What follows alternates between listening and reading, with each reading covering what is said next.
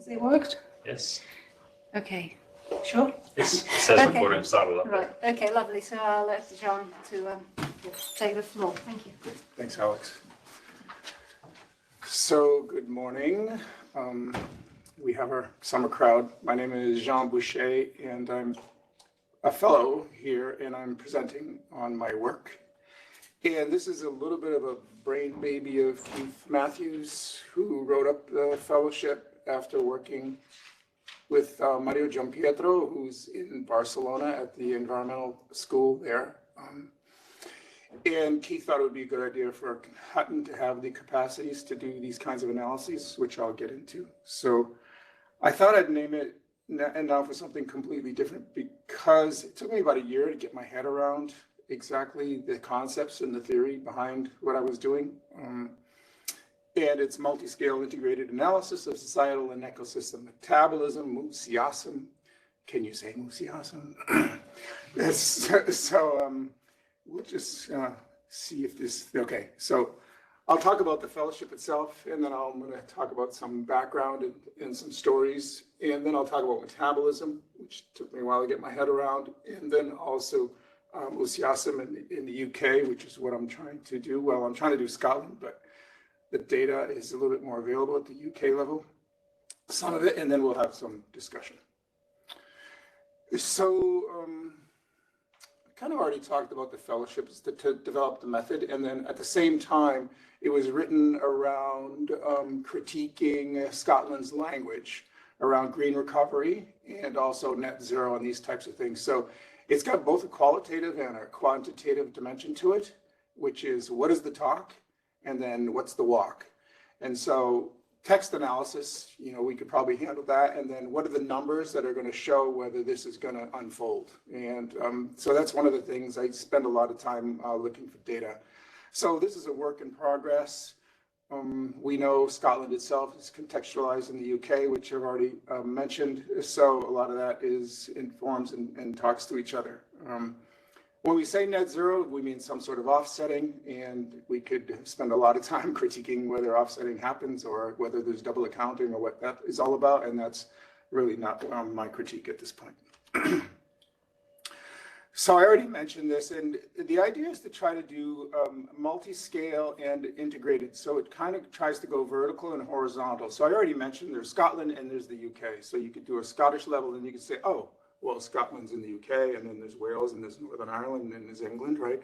And then at some point you could say, well, is UK included in Europe? And then there's the world. So you could see sort of this succession of analyses. I could do local authorities, and you could see sort of like the idea of the Russian dolls, right? You can do these things continue to open, and then the data is going to sort of control. So I kind of defined where I'm going to start, and then the data sort of is going to tell me where I end up stopping. So regional, spatial, and I like this idea of a whole on. Everything has parts, and it's part of something else. Maybe it's a little bit provocative, but I like that idea of thinking that, what is a system? And when I started thinking about, presenting this and what is a system, I'll talk about my degree in engineering. There's a particular definition for that.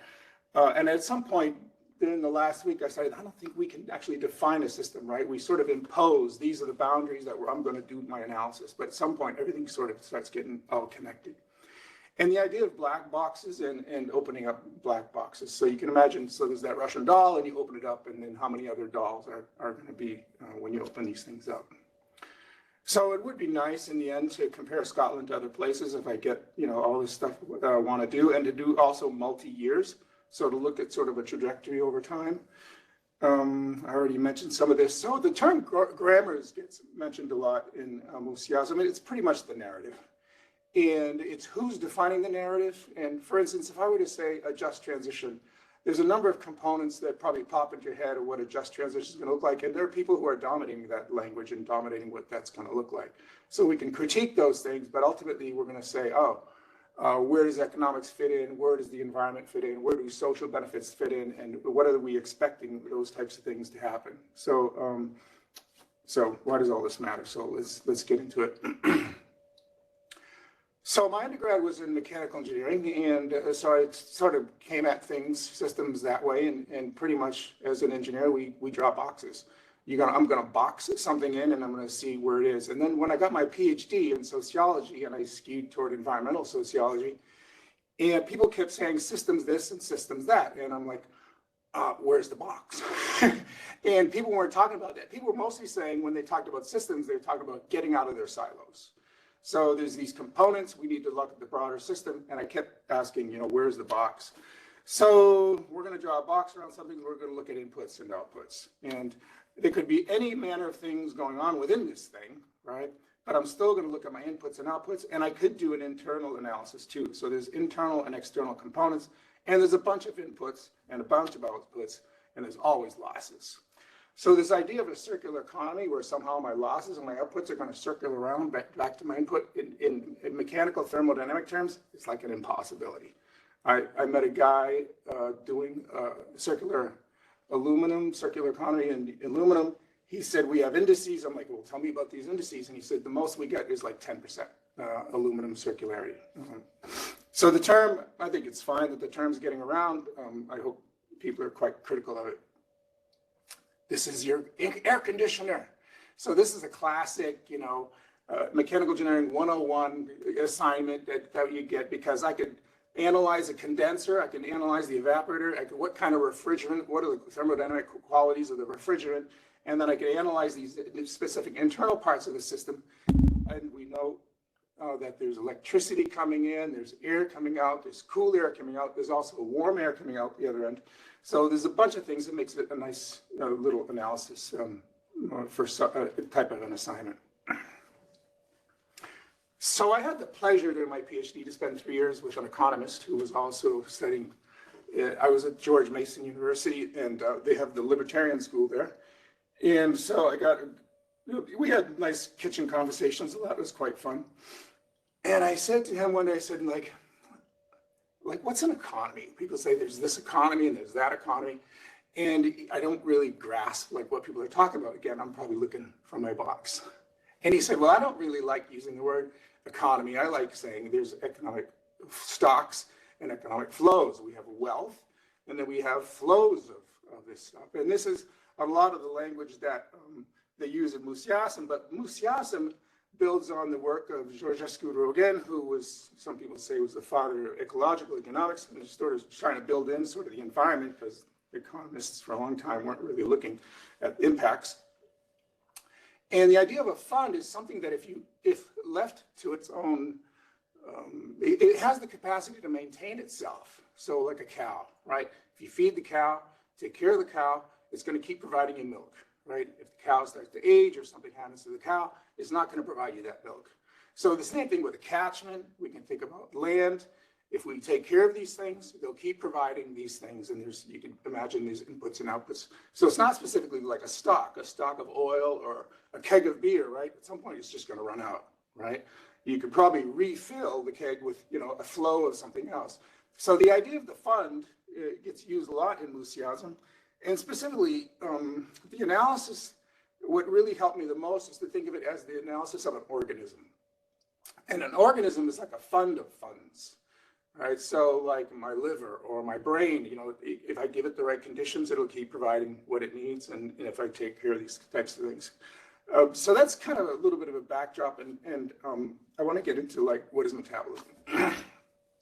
So this is your basic human being. I'm not a biologist. I took one nutrition class, but I talked to my sister last night, who's a nurse. And anyway, we have these two processes that MuSIASEM uses. And anabolic and catabolic, I don't know if anybody remembers these sort of terms. And I'm going to just speak about these once, and then I'm going to dump them and not use them again, because I find some of the terms that are brought into this aren't too helpful. Catabolic is the process of breaking down and breaking things into components that can be used for energy in types of different ways. Anabolic is sort of rebuilding up and using those things for different types of things. So the catabolic, we can think, it's hard for me to think of that carrot I ate this morning is helping me to speak right now, right? So, but that's sort of the amazing things of what our bodies can do. And generally, an anabolic is sort of the maintenance and reproduction of the system. So a fund has the capacity to do that. And we can look at our societies, which I'll get into, having also the capacity to be able to do that thing. Now, I'm going to use this term energy carriers. I think it works, and it gets used a lot even in the energy industry. And we know that, okay, I'm going to have fats, proteins, vitamins, minerals, these types of things, and it's going to be used by my system, and it's used by my organs to do these types of things, to rebuild and do what they kind of do. So these two primary processes. So here's my organism. This is going to become the United Kingdom. So watch very carefully. So I'm going to split this, and I'm going to have a couple of allocations. And it's going to be the anabolic. You can imagine that this part of my energy I use is for the catabolic system, and the part is used for the anabolic system, which is rebuilding. And I'm going to flip these into the household and the paid work sector. All right. So the paid work sector is going to be out there. It's going to be using electricity, energy, and these types of things to make certain types of resources that gets used, loosely speaking, in the household. Sometimes we think of this as production and consumption, but we're going to sort of just switch the analysis up a little bit. Now, we know this is really problematic to just flip the whole world into households and paid work. I do a lot of stuff in the household that support, I mean, I was like making my lunch last night for today. I sleep. If I don't sleep, then I'm not going to, be doing any work. And so there's all kinds of analyses about how much work women do in the household sector and the AA and all these kinds of things. But this is sort of how the setup. And then I'm going to break up the paid work sector into the different sectors that we're probably quite familiar with. And this, for the United Kingdom, is going to be in standard industrial classifications because I have all this kind of data. And you can think of sort of these sort of industries as sort of like the organs of the body, all right? And they're going to use these particular energy carriers in order to provide things for the households and people to live and this type of thing. So the colored area here I stole from a PowerPoint done by some scholars in Barcelona. And I think it works. So these are going to be my vitamins and minerals and carbohydrates and these types of things. This is sort of the catabolic energy that's going to be used by the different sectors up above. And these things are you can see the legend there, which talks about how there's flows coming from funds, and there's flows from the environment, and there's flows that sort of the society provides itself, right? So we use this sort of analysis. We can see how society makes contributions and things that come to and enter into the environment. I think we're learning quite quickly that the environment, we dump all sorts of garbage into landfills. We dump all kinds of pollution into the atmosphere. Without our environment, we're obviously abusing it.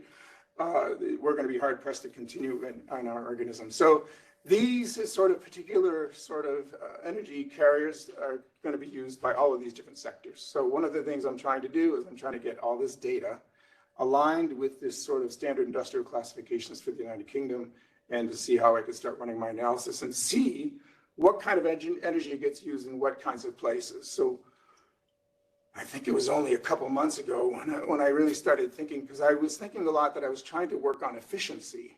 And metabolism is not necessarily efficiency. Metabolism is more about how things are distributed, and I think maybe it includes efficiency somehow, but how things are being used in what ways and for what purposes.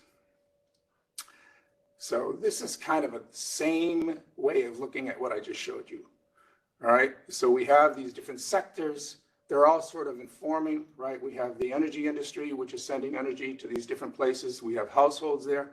You could say that's where sort of a lot of the consumption happens. We have service and government. So all these things sort of serve and are intertwined with each other. And this is where we could talk about sort of the integrated analysis. Or we could have it look like this. So the first line there, level 1, if I use the pointer, is that going to work? Yeah, can you see my, all right, yeah. So level 1, I'm just going to start with level 1 because I don't like throwing up big charts with tons of numbers that are hard to understand, but if we keep probably what I just finished talking about in our heads. So level 1 is all society. So that's the whole of the United Kingdom. And that first box there here, this is all the people in the United Kingdom and all the hours they have available to themselves. So it's 24 hours a day, 365 days a year. So this is all the time that is available. And then I break down this level 1 into level 2. You can see there the household sector and the paid work sector. So these are the amount of hours Again, we can critique this, but this is sort of on the books. How many hours are maybe in the eyes of the economy are being used to produce and to in the paid work sector. And then again, opening up black boxes, I open this up to the paid work sector, and these are sort of the different sectors that I already showed you. All right. So there's a little bit of a Sudoku effect when people talk about these analyses, because all this stuff has to add up to that. These two need to add up to that, and then I can cross-check. You know, if I'm getting top-down versus bottom-up data, I need to make sure that these things jive with each other to make sense of, or I'm going to have to say there's particular sets of losses that I'm not sure where they're going or where they're coming from. Now I'm going to move over to this middle column here, which is gross value added, which is GDP. All right. So this is assigned, this is the total GDP for 2019. I forgot to mention, we chose 2019 because it's right before COVID and right before Brexit. So we thought it would show some sort of stability as to what had historically been happening. And then the idea is to look at sort of COVID and what happens during that time, and then to see what kind of language is being used about green recovery, and to see if we could sort of get more recent data and make sense of that. And then you can see I have a gross value added for each of the different sectors going down here. And then I also have what I call energy flows, or these are my energy carriers, right? A bunch of these things are the carriers: the electricity, heat, and fuels. This is in kilotons of oil equivalences. So there's problems with that. Like I don't stop at a gas station and fill up my car with heat. So you can't really equalize these kinds of things, but you could sort of make some sense of one sort of energy unit of analysis. And then so I have each different type of carrier. Below, I have the total for each carrier, and then over here is my metabolic section. So the metabolic section is I'm dividing the total energy that I have by the amount of human hours I've allocated into the paid work sector for each of these things. So I get these sort of intensities, these rates of intensity. So it's how much particular types of energy are being used in particular sectors. I also added in greenhouse gases. I had the greenhouse gas data. And then on way over here on the right, I have what I call sort of a coupling area. And the coupling area is where I just sort of look at intensities of greenhouse gases for the different sectors by either hours, or by energy use, or by pounds of the GDP. So I'm trying to get water. I kind of have water now for Scotland. It took me a while of bugging Scottish Water to get me some data. I think I have land data for the whole of the United Kingdom, which aligns with standard industrial classifications. So it'll be interesting to start getting that stuff in. And even still, these are still a collection of black boxes. Agriculture includes forestry, fisheries, and agriculture itself. And even agriculture, you can look at it. It's another, you have grazing versus farmland. You have these different types of things happening there. So there's a lot that still could happen. I could open up the household sector and I could look at who's doing what kind of work. I could, yeah, so you could just imagine. And even each of these little boxes here is sort of a black box in itself.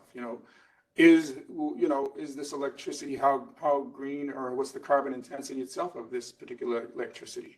So there's something called primary and secondary electricity. Primary is going to be straight off the wind generator, and secondary is going to be, is it generated from coal or from gas, or what's the emissions intensity of that? So the idea would be, all right, net zero. So let's see, that means I'm going to drop all these here to zero. I'm sorry, I didn't mean to laugh. In 20 years, by 2045. And so net zero, whatever that means, but I could still approximate zero, and then say, all right, what all needs to happen for that to happen? So I'd have to, I'm just one person and with teeth, and we need a whole team of people to figure out what kinds of new technologies might be coming out, or do we have to say, all right, what's going to happen to these workers? Or do we need a COVID type response where we tell people to stay home so we can just, do less things? Or is a shorter work week in the plan? Or Mario Jumpheather says, no, we need to work more, because if you want to replace what fossil fuels do for us, we need to hit the fields, and we need to start working to do that kind of work that's already been done for us.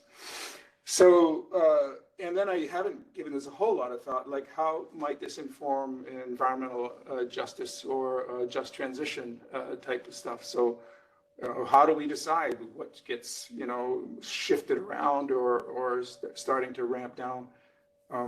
And also all of this doesn't really, I don't have this yet, is what are the imports and exports? So we know a lot of food gets imported into the United Kingdom. We know, I don't know, like the majority of the North Sea oil gets shipped out on the international market. Scotland itself only uses a small, I don't know, maybe 20%, something like that, that comes out of the North Sea. It gets used in the Scottish economy. So there's a lot of stuff that's still missing from this. I was even trying to think of like, how could I get natural capitals in here, or even health measures, and or even biodiversity, and I was hitting a lot of. You got a question? Yeah, go ahead. Yeah, we could ask questions. How do I do that? Go ahead and ask your question. Catherine.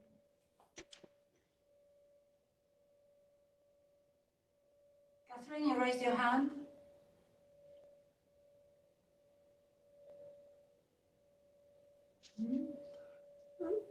So at any point, if anybody has a clarifying question, just interrupt me, and probably I'm going pretty quickly, and we'll have time for discussion. You will have time.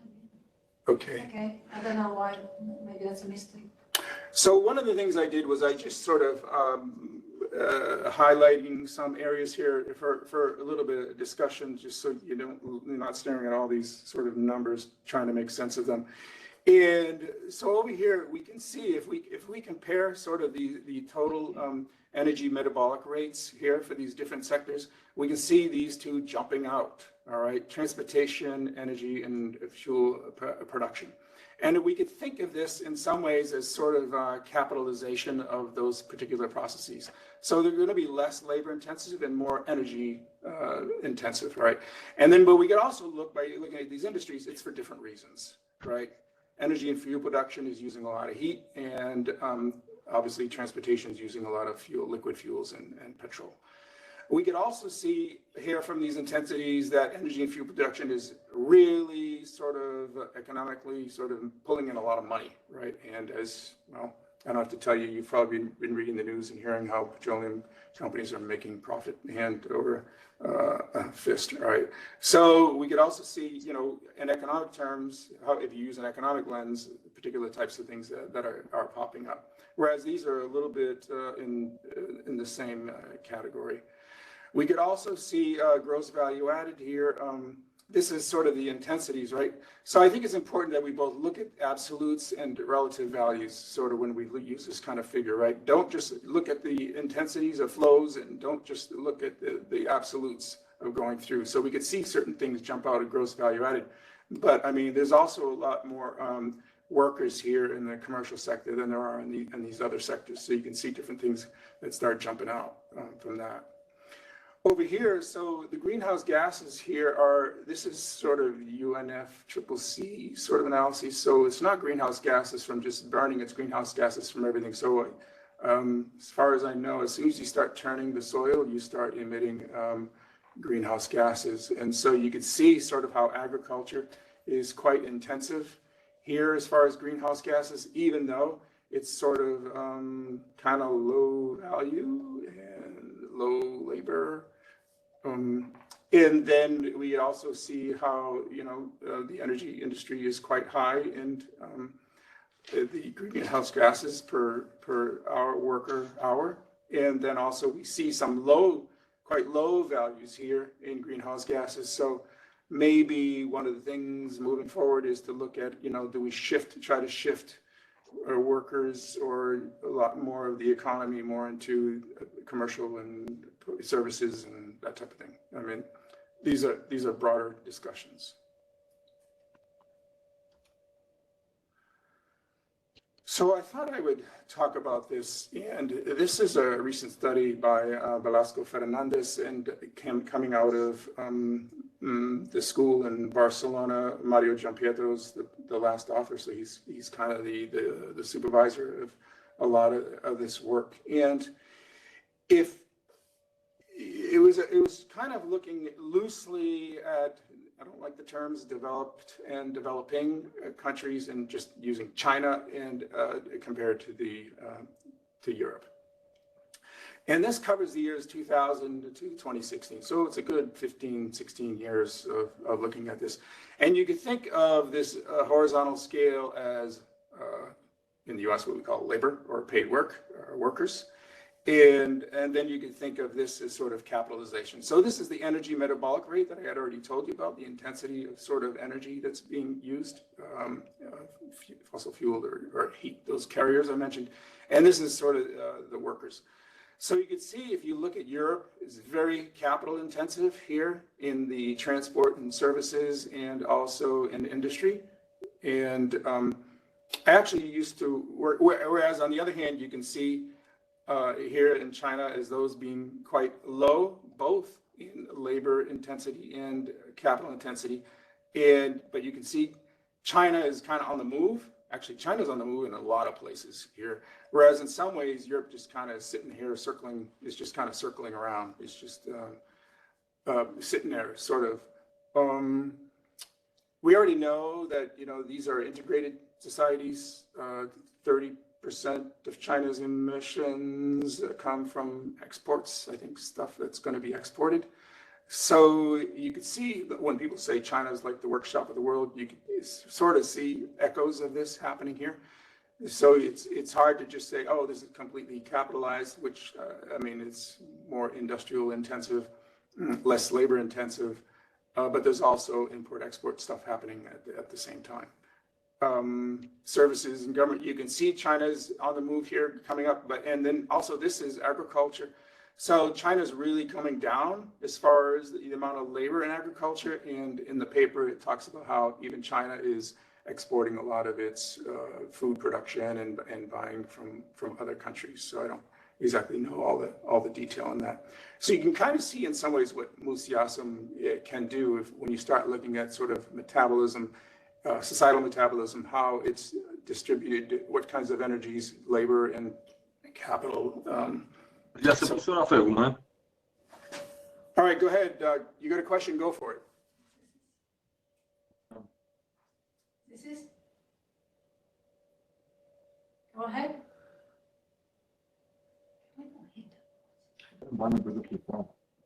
They cannot hear us. Can someone speak up? Maybe the microphone works.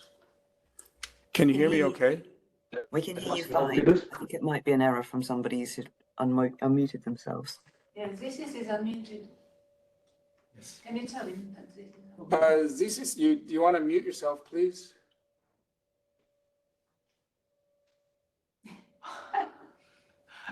All right, well. Beauty of the hybrid.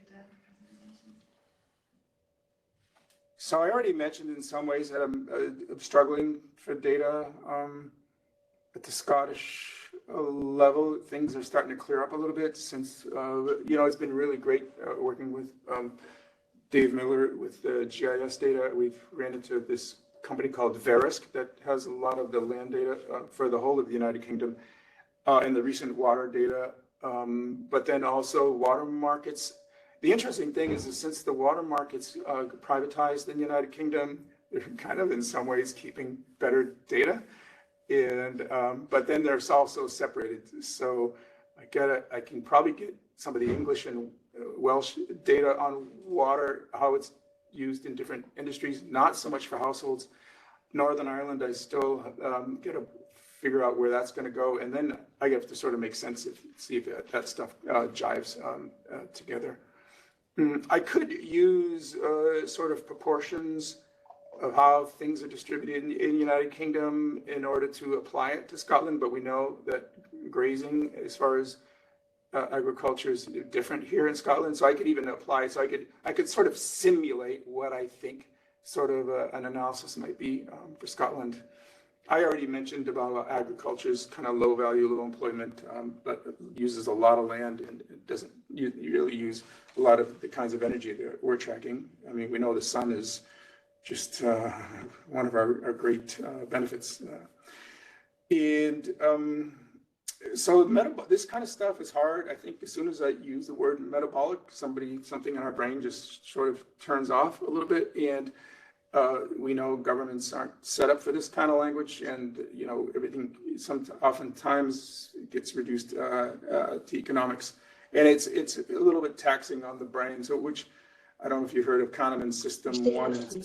No.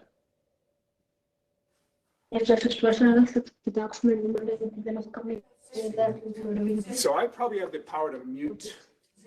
Zesis, can you mute? Zesis, please don't fight with Yes, your sorry. kids. Sorry for that. He doesn't realize it's not on me. All right, well, we're coming near. So system one thinking is just automaticity. So a lot of my talking right now, I'm not really thinking, well, sort of I'm thinking, yes. When I'm walking, when I'm riding my bike, these are sort of automatized, right?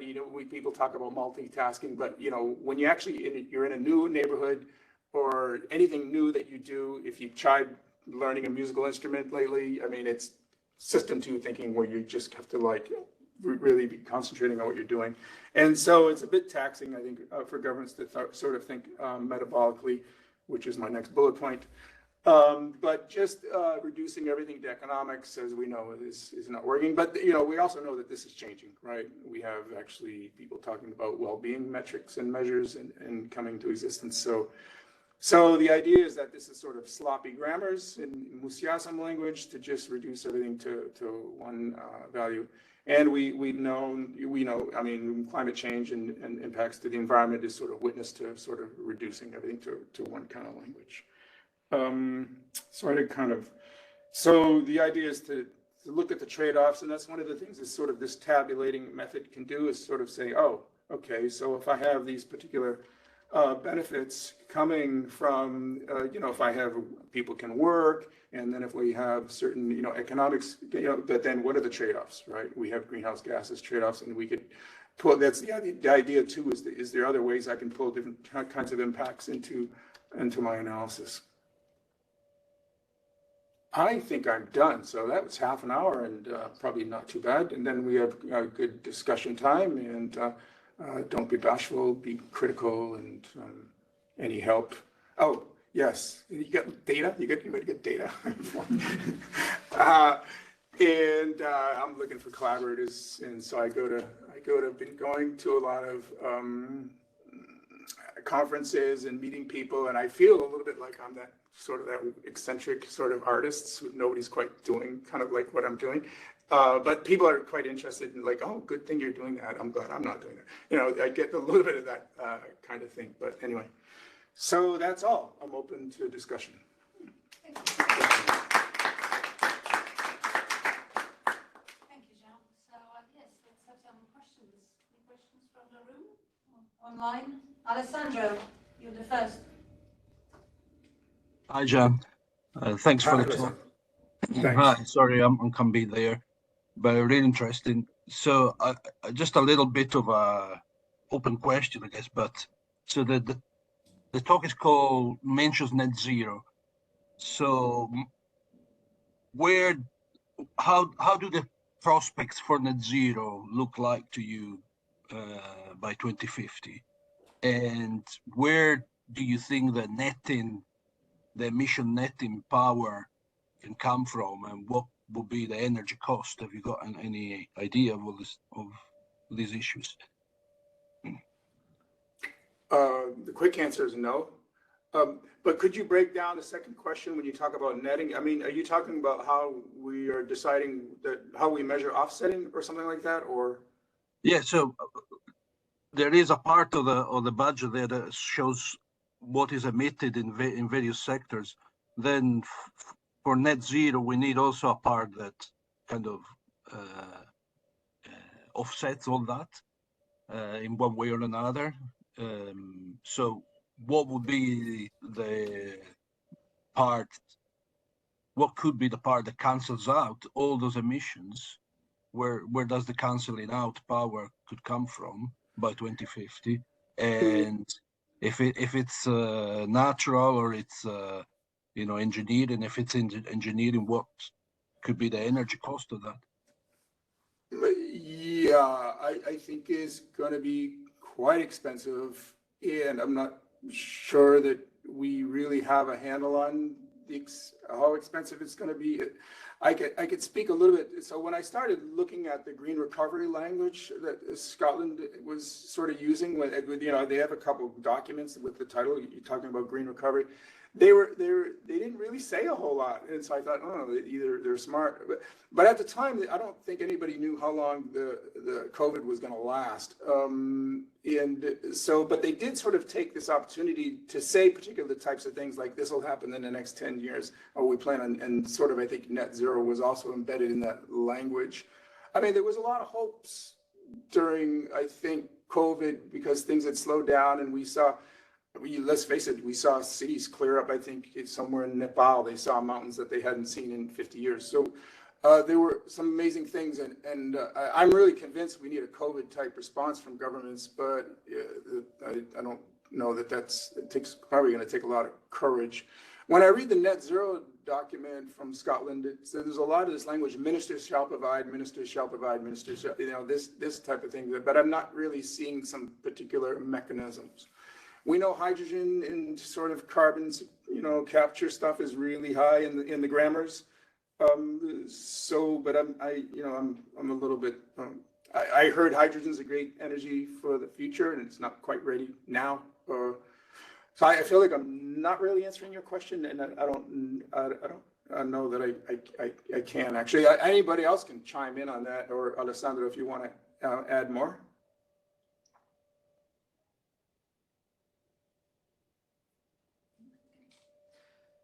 No, I think there is in this, just to continue with these discussions, maybe Alessandro can inform us or other people, we have a limited capacity to use natural capital to absorb, sequester carbon, which is a certain percentage of the figures that you show in the table. I don't know what this percentage is, 5, 10, 20%, maybe not more than this. And finally, we should use engineering solutions to reduce the remaining in order to go to the net zero in the next 20 years.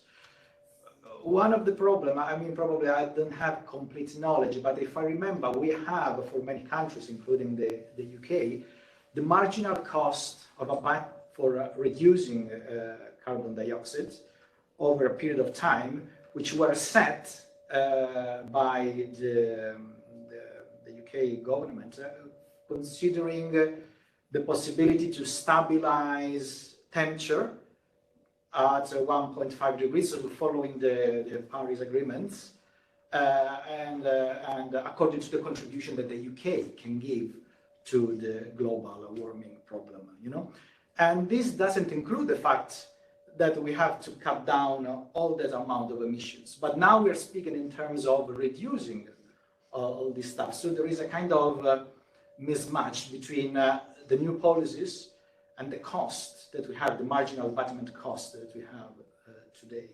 So that's why probably no one knows what the real cost is in order to achieve this goal that you mentioned here. Yeah, that's. But I'm not deeply involved in these aspects. I'm really curious eventually to homogenize your language here. One of your first slides, which was about the flows, when you divided in primary flows, secondary flows, etc., includes some ideas of capital. So probably there is the opportunity to homogenize your metabolic language with a language of natural capital.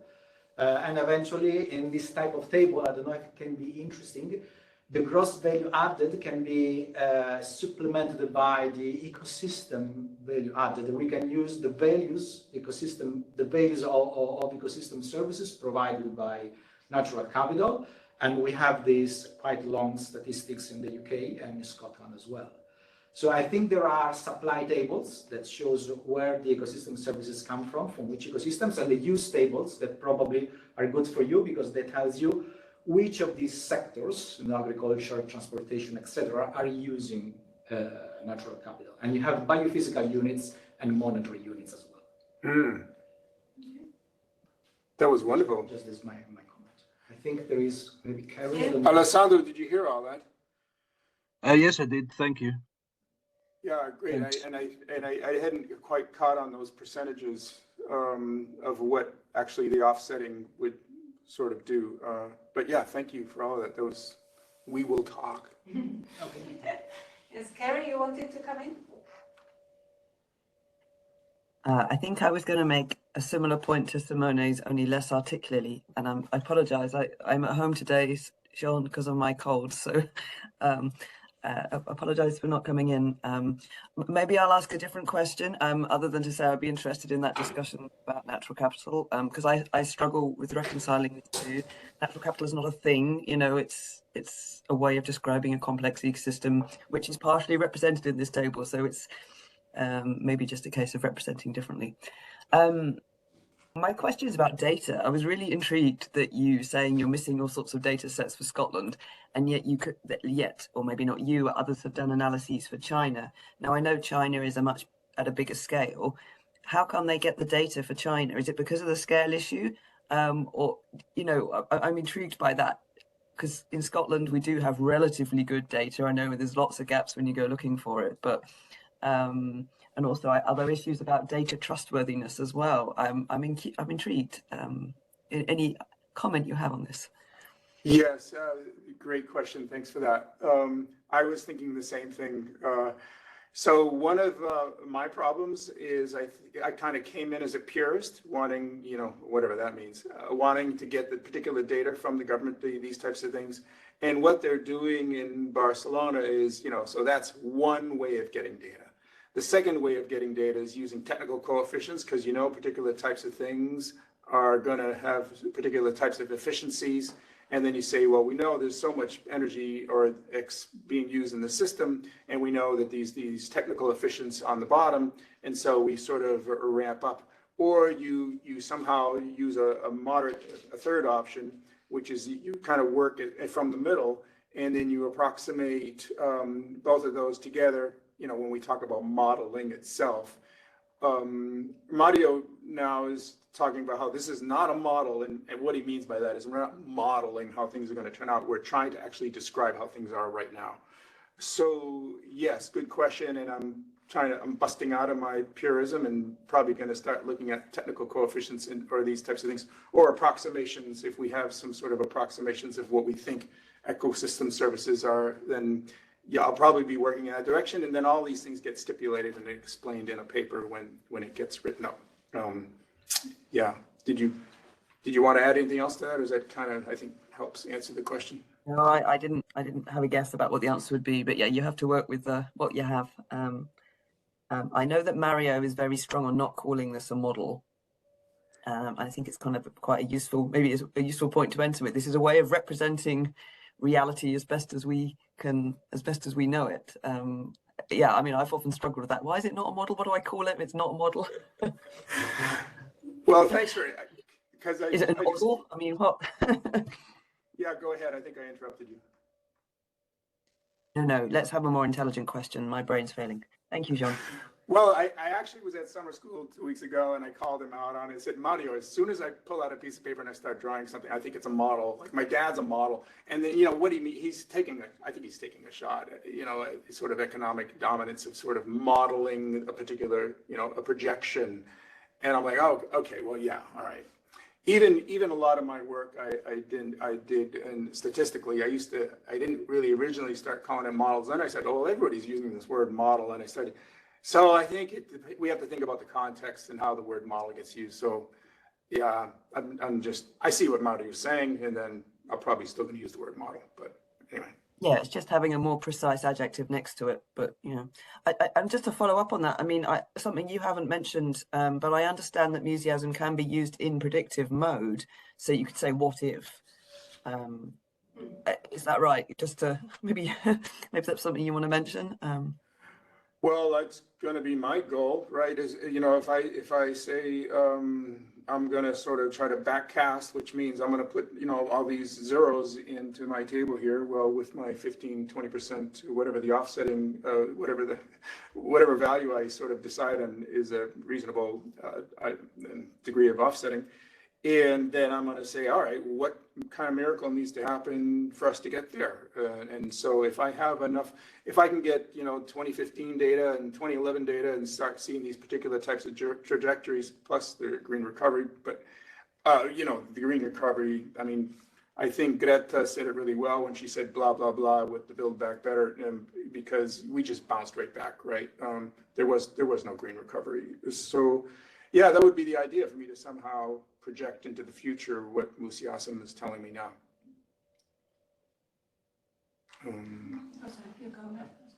Mine is a bit different, so I don't know if you're going to. I was just thinking about an analogy that someone made to me not long ago about how power is to the social what energy is to physics, something like that. And I was just wondering, musing, if you could do a similar kind of analysis to this, but looking at flows of social economic power, whatever that is, and that would be very difficult to pin down, and if and how that could help to illuminate barriers and opportunities and things like that for how these different flows of energy and economy and things could change between different sectors and different people and things like that. So when you say power, you mean like political power, is it? Yeah, exactly. Well, yes, I'm glad you asked that, because I was looking at this, and when I see, the very high intensity there, economic job productivity for the energy sector, and I'm thinking, how might that be a metaphor for political power, right? And we know there's a lot of political power there, right, with politicians and having the, oil companies having the earth politicians, or vice versa, or all that, whatever is going on up there in the ether, right? So yeah, it's a nice question. I haven't gone down that street, but No, I'm not even necessarily suggesting you should. I'm just musing that it would be quite interesting to see a table like this with flows of political power, but I don't know quite how you quantify that anyway. Well, and then on the other end of that is Mario now talks about farming agriculture as like a hospital. Like we need it. There's no money in it, and so we ought to just totally subsidize it and just suck it into something that the government takes care of, kind of a thing, rather than expecting people to go into agriculture to like make money, or that, if we're going to use sort of this money metric as sort of. But yeah, I think it was a good question. Any more questions online? Here? You were first. I'll say mine. Go for it. You can do that first. No, it was the power point is very interesting, but I mean, could you quantify lobbying, for example, on a number of questions asked in Parliament or something like that on a particular topic, or I don't know. Just the lobbying power. That might be political influence. Yeah, It's yeah. a really good point. But the other thing to follow up on was the model, and yeah, I mean, this could potentially integrate into a Bayesian network model. So I was kind of going to ask whether you're looking for relationships between the indicators as well, or whether they are independent. Oh, I would love to do that. Because if there are any, if you expect the relationship between the columns, amongst them, then we could look for those, and then maybe then the Bayesian network could also help in a predictive mode to look at. Yeah, and I don't know a lot of I don't know a lot about Bayesian, except that it doesn't have a bell curve. But yeah, I would. If you think there is relationship between those columns, if they're not totally independent of each other.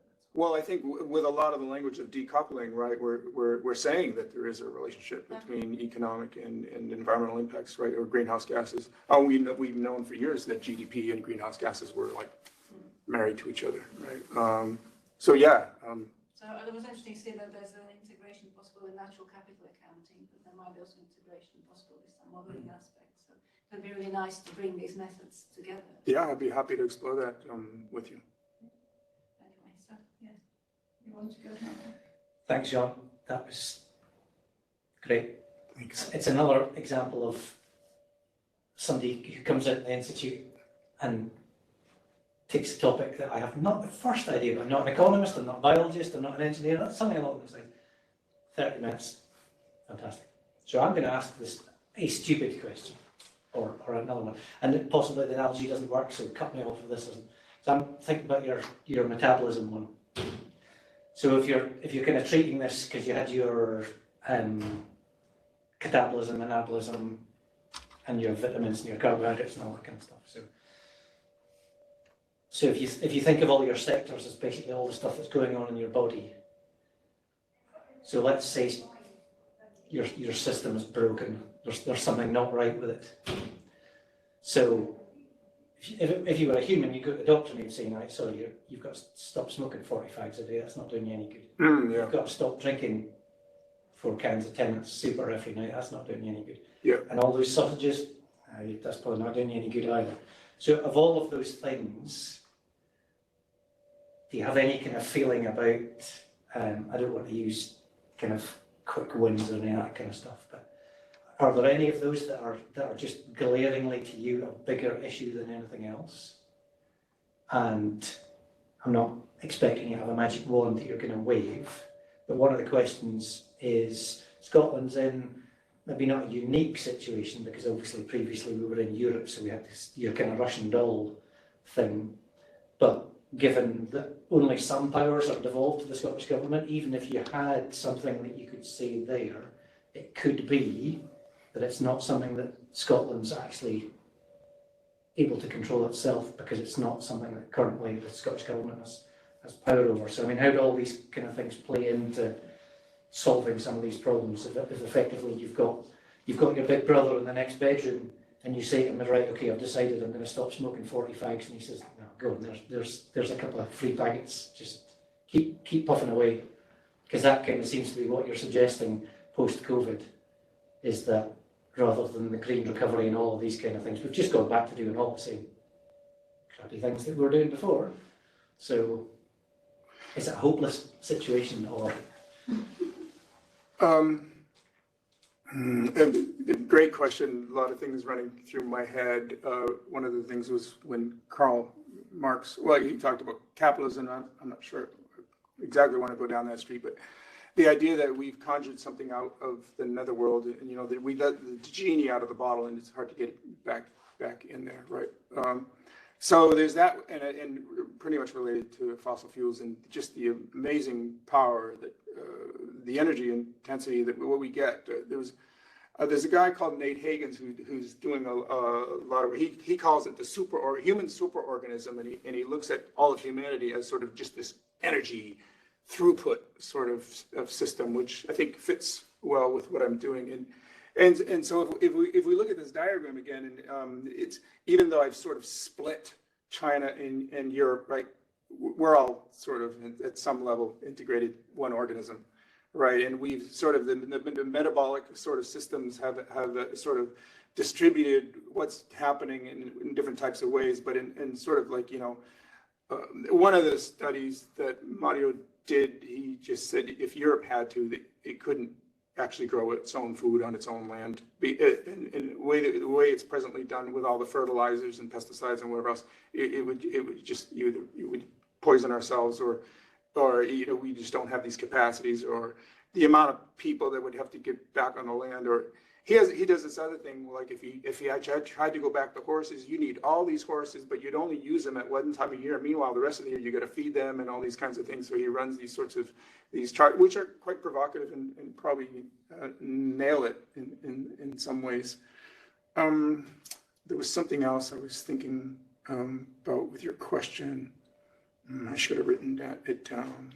Maybe it'll come back to me. But It wasn't a very focused question. no, I thought it was a great question, because actually when I start thinking more metabolically, then it kind of, I think in some ways it's a creative approach, besides being, I think, fairly rigorous, and helps think about things in a different way, which I think we need right now. There was something else I was going to say, maybe it'll come back to me. One more, last, maybe. There's a hand on mine. Is there a hand? Lynn? Yes, thanks. I was just going back to your table of GDP and the contributions of various sectors. Yeah, when you're looking at the energy and fuel production, there's a huge economic job productivity there. Is that simply taking into account the number of jobs that are involved in upstream and downstream production and the amount of money that flows back into the population from the provision of those jobs, or is that actually overlapping with the amount of money that is going away into stockholder pockets, basically, and not contributing back into productivity at all? Yes, good. Thanks for asking that question. So I would go with your second point, even though I don't really have the data to show it. So if we actually look, this is a very capital intensive industry, which we probably already know, right? So you don't actually have a whole lot of workers there. I mean, it's more than agriculture. And then this is where it helps to look at both the absolute and the intensive values, so, or the relative. So this is sort of the flows, right? We can see that. I didn't talk about this, but I also brought in how much money are employees making. So I found the data for how much the average income that people are making, and so this is the paid work area. And then what I did was a paid work intensity of the gross value added here. And so what that does is that looks at, you know, how labor intensive is a particular industry. And we can see 0.18 compared to these other values, and well, agriculture is actually pretty close. Very low labor intensity. So it's a very energy and capital intensive. And so where's all that money going? I would probably say it's going to the top, like what you're saying, although I don't particularly exactly have evidence of that, but I think we sort of intuitively know it. Did you want to go ahead? Yeah. I was just going to say that doesn't seem to take into account the fact that the energy production sector does actually have quite a lot of jobs involved, not perhaps directly with production, but with supply, with maintenance, with the distribution network, upstream and downstream, both. There are, if you look at Aberdeen especially, a lot of companies which solely exist to cater to the oil companies, and those are sort of tied into the sector. And that's why people are reluctant to give it up, I think, not just convenience and the cultural inertia. Yes, I would agree with that. And I would to counter, you know, this is where sort of an integrated analysis comes in. So just some of the stuff I've heard of, and you have particular cities that are sort of a lot of the labor, a lot of the work is based on an extractive industry. So there's like in the United States, Maine, there's a lot of sort of pulp paper, you know, from, you know, it's coming from the trees that are being, or there's in Canada, there's, you know, like the a lot of oil, or the tar sands area, a lot of jobs depending in these particular areas. But then if you shift to a different area, so that, I mean, possibly we could talk about this idea of sacrifice zones or things like that. Or I mean, one of the things I got from this analysis is when I started looking at an energy balance of how much of the North Sea oil doesn't even, I don't know, somebody told me it was Thatcher or the Queen, I don't know, they had a long time ago sold all that oil off to oil companies. So all this talk about how it's going to provide jobs and it's going to be good for the local, I mean, sure, yes, in Aberdeen it's provided a lot of jobs, but a lot of these profits and a lot of the oil has gone on the international market. So I'm just quite suspect. Okay, go ahead. No, I was just going to say, okay, yes, that's a very good, valid point, and thank you. All right, yeah, and thanks for the question. And it's very tricky, you know, to talk this kind of talk in a place like Aberdeen.